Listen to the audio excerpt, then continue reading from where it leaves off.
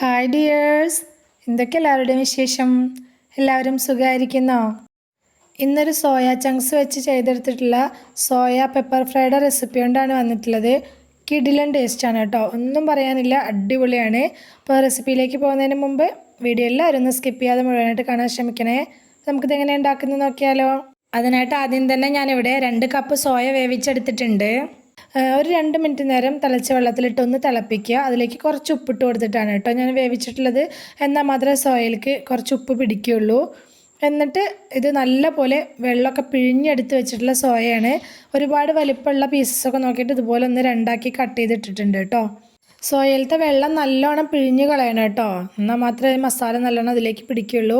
അപ്പോൾ നമുക്കിനി ഇത് ഉണ്ടാക്കാൻ തുടങ്ങാം. അതിനായിട്ട് ഒരു കടായി വെച്ച് കൊടുത്തിട്ട് അതിലേക്ക് ആവശ്യത്തിന് ഓയിൽ ഒഴിച്ചു കൊടുത്തിട്ടുണ്ട്. ഓയിലൊന്ന് ചൂടായി വന്ന സമയത്ത് ഞാൻ ഇതിലേക്ക് ഒരു ചെറിയ കഷ്ണം ഇഞ്ചിയും കുറച്ചധികം വെളുത്തുള്ളിയും കൂടി ചതച്ചത് ചേർത്ത് കൊടുത്തിട്ടുണ്ട്. പേസ്റ്റ് ചേർക്കരുത്, ചതച്ച് തന്നെ ചേർത്ത് കൊടുക്കണം. എന്നിട്ട് ഇതിൻ്റെ പച്ചമണം പോകുന്നത് വരെ നല്ലപോലെ ഒന്ന് വഴറ്റിയെടുക്കുക.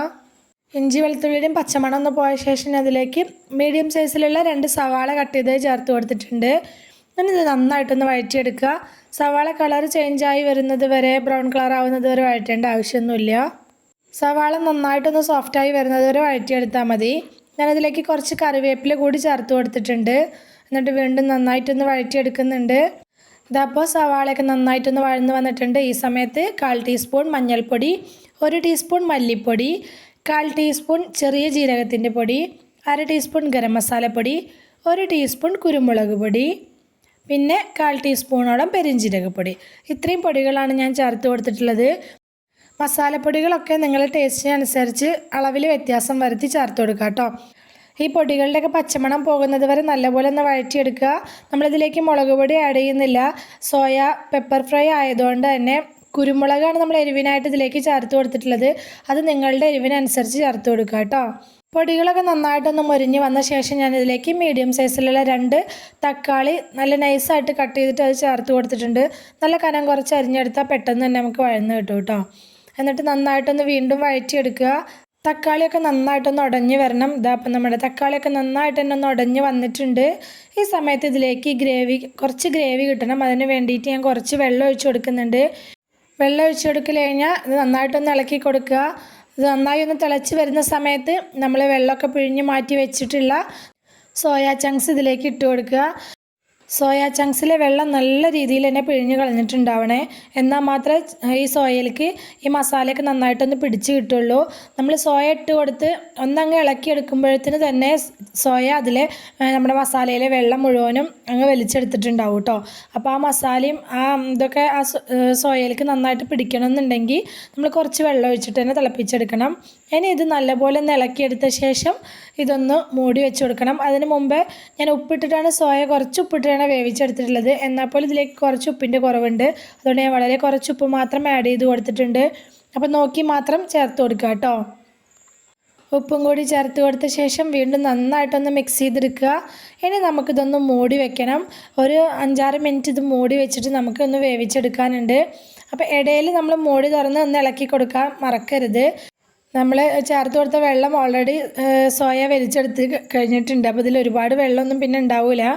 അപ്പോൾ നമ്മൾ ഇത് ഇടയിൽ മൂടി തുറന്ന് ഇളക്കി കൊടുക്കാതിരുന്ന അടിയിൽ കരിഞ്ഞു പിടിക്കും കേട്ടോ. അപ്പോൾ വീണ്ടും നന്നായിട്ടൊന്ന് ഇളക്കിയിട്ടിട്ട് ഒന്നുകൂടി ഞാൻ മൂടി വെച്ച് കൊടുക്കുന്നുണ്ട്. അപ്പോഴേക്കും നമ്മുടെ സോയയിലൊക്കെ മസാലയൊക്കെ അത്യാവശ്യം ഒന്ന് പിടിച്ചിട്ടുണ്ടായിരിക്കും, വെള്ളമൊക്കെ ഒരുവിധം വറ്റിയിട്ടുണ്ടായിരിക്കും. പിന്നീട് നമ്മളിത് കുറച്ച് നേരം കൂടി വേവിച്ചെടുക്കണം. അത് മൂടി തുറന്ന് വെച്ചിട്ട് ബാക്കിയുള്ള വെള്ളമൊക്കെ ഒന്ന് വറ്റിച്ചിട്ട് ഈ സോയ ഒന്ന് ഫ്രൈ ആയി വരുന്നത് വരെ നമുക്കിതൊന്ന് ഇളക്കിയെടുക്കണം. ഞാനതിലേക്ക് 1/4 ടീസ്പൂണിനും താഴെ ഏലക്കായപ്പൊടിയും അതുപോലെ തന്നെ കുറച്ച് തന്നെ ഗരം മസാലപ്പൊടിയും ചേർത്ത് കൊടുത്തിട്ടുണ്ട്. കൂടി പോകരുത് കേട്ടോ. എന്നിട്ട് നന്നായിട്ടൊന്ന് മിക്സ് ചെയ്തെടുക്കുക. ഈ സോയൊക്കെ ഒന്ന് മൊരിഞ്ഞ് വരുന്നത് വരെ ഒന്ന് ചെറുതായിട്ടൊന്ന് ഇതിലെ വെള്ളമൊക്കെ നല്ലപോലെ വറ്റി സോയ ഒന്ന് ചെറുതായിട്ട് കളറൊക്കെ ഒന്ന് ചേഞ്ചായി വരുന്നത് വരെ നമുക്കിതൊന്ന് ഇളക്കി കൊടുക്കുക. പിന്നെ സബ്സ്ക്രൈബ് ചെയ്യാതെ കാണുന്ന നമ്മുടെ പുതിയ കൂട്ടുകാർ ആരെങ്കിലും ഉണ്ടെങ്കിൽ പ്ലീസ് ഒന്ന് സബ്സ്ക്രൈബ് ചെയ്ത് സപ്പോർട്ട് ചെയ്യണേ.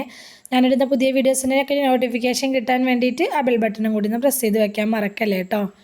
പിന്നെ ഞാനിതിലേക്ക് കുറച്ച് തക്കാളി, അതായത് ഒരു ചെറിയ തക്കാളി കട്ട് ചെയ്തതും ഒരു പച്ചമുളക് ഇതുപോലെ ചെറിയ പീസസാക്കി കട്ട് ചെയ്തിട്ട് അതും കൂടി ചേർത്ത് കൊടുത്തിട്ടുണ്ട്. എന്നിട്ട് വീണ്ടും നന്നായിട്ടൊന്ന് ഇളക്കിയെടുക്കുക. നമ്മളിങ്ങനെ മൂടി തുറന്ന് വെച്ചിട്ട് ഇതുപോലെ ഇങ്ങനെ ഇളക്കി ഇളക്കി ഇട്ട് കൊടുത്ത് വേവിച്ചെടുക്കുന്ന സമയത്ത് കുറച്ച് കഴിയുമ്പോഴത്തേനും ഈ സോയയ്ക്ക് ചെറുതായിട്ടൊരു ഡാർക്ക് കളർ വരും കേട്ടോ. ലാസ്റ്റ് ഇതിലേക്ക് ഞാൻ കുറച്ച് മല്ലിയില കുനുകുന കട്ട് ചെയ്തിട്ട് അതും കൂടി ചേർത്ത് കൊടുത്തിട്ടുണ്ട്.